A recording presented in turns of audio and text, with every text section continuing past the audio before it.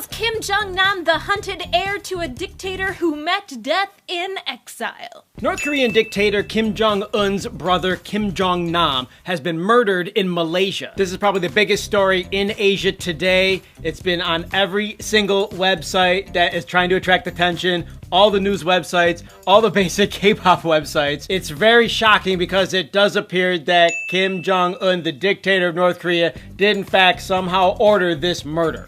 Well, it wouldn't be the first time that he tried to kill his half-brother. His first assassination attempt was back in 2012, where he tried to take his brother out in Macau in a shootout that he narrowly escaped from.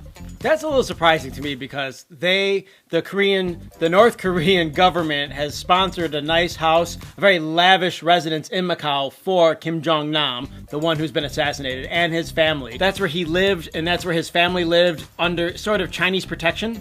Yeah, his family is still there under Chinese protection, which is probably good because he has a son who is now like the heir to the North Korean throne because he's the oldest son. He was the oldest son, so technically he should be the dictator of North Korea. The one that was killed? The one that was killed and not his younger brother, which is why this is not surprising to me because Kim Jong-un is a little crazy up in the head, as we all know, and he has had it out for his brother for a very long time. And Kim Jong-nam did not make it easy on him back in 2012 when he called his brother a figurehead.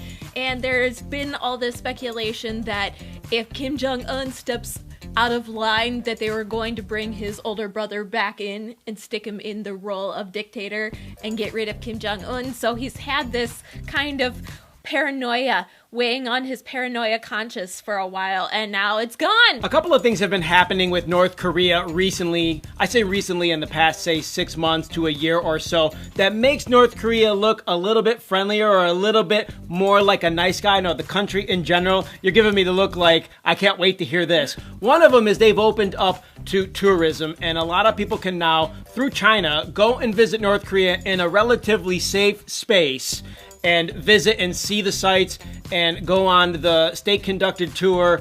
This was not allowed prior to a couple of years ago, and now tourism is really one of the main industries in North Korea. We know that this is happening because people are posting videos all over the internet now. I remember when we lived in South Korea and Vice did a piece on North Korea. No one had ever really seen video of North Korea prior to Vice sort of sneaking in and very secretly videotaping their experience. Well, part of that was because North Korea until 2008, from 1987 to 2008, was on a terrorist watch list. And so there was this big warning, don't go to North Korea. And there was this big boycott of North Korea.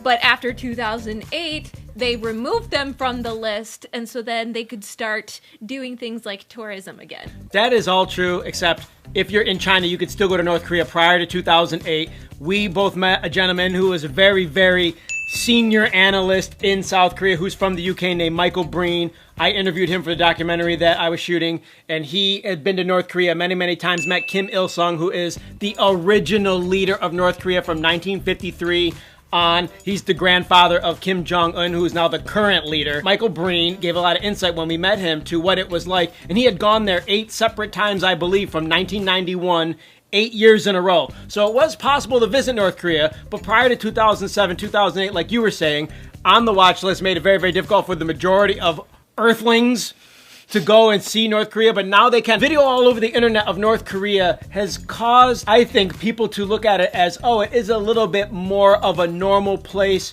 for people, even though they don't say have the open internet.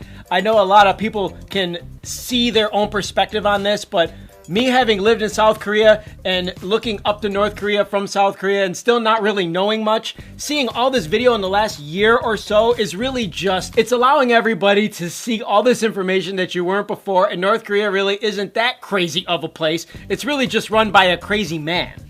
Well, people in general aren't all crazy, so there is something to what you were saying there. There's probably, and I'm sure, especially from having seen different interviews with former North Korean people who've left the country, there's a lot of really nice people in North Korea, but there's also a lot of crazy shit going on, and that's not saying that there's not a lot of issues with North Korea.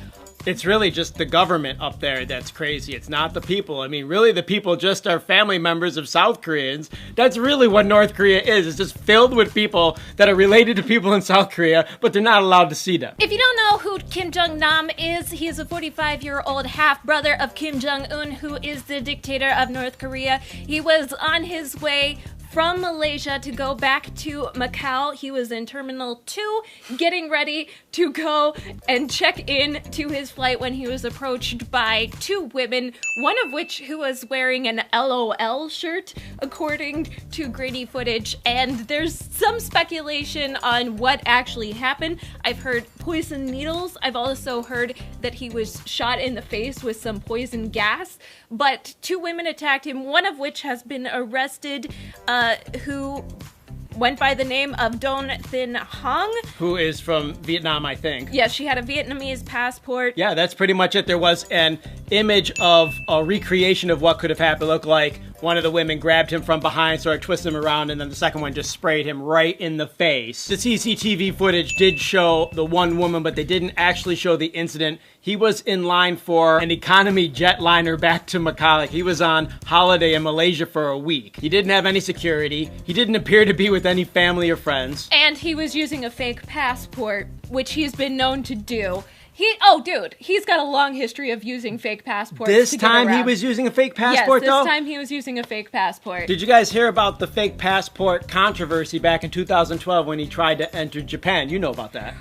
That was not from 2012. That was 2001 when he tried to enter Japan and go to Tokyo Disney. This boy just wanted to go see himself some Mickey Mouse. Except he had a passport from the Dominican Republic, and it was a Chinese name, and it translated to Fat Bear.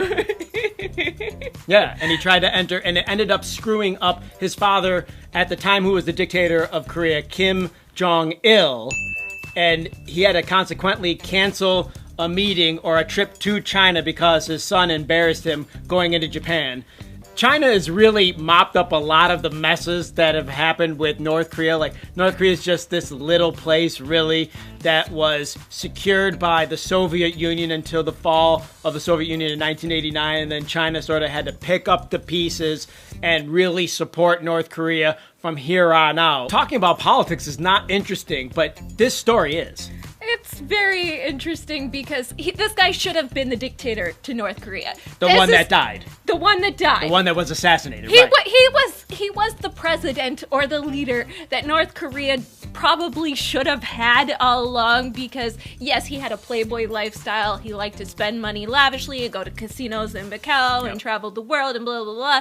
But he was actually a decent guy and had a head on his shoulders for things like economics and stuff like that. But he embarrassed his country, he embarrassed his dad, and then when his father died in 2011, he was then cut off from even receiving money from North Korea, which is probably why he was on the economic flight and not a first-class flight. It's important to know also that he was the only family member that was not present at the funeral in 2011 when they marched Kim Jong-il through the streets of Pyongyang. It was all over the news when that happened. We were living in Korea. It was on the news for 3 days straight. It was snowing, and he was the only family member that was not there. And there was probably pretty good reason for him not being there. One reason being that they don't necessarily really like him. He kind of brought shame upon his family. But the other reason is what we're seeing now, which is he was assassinated. His life was in danger because his brother wanted to take over the government and was supposed to take over the government and did. Kim Jong-un is in charge,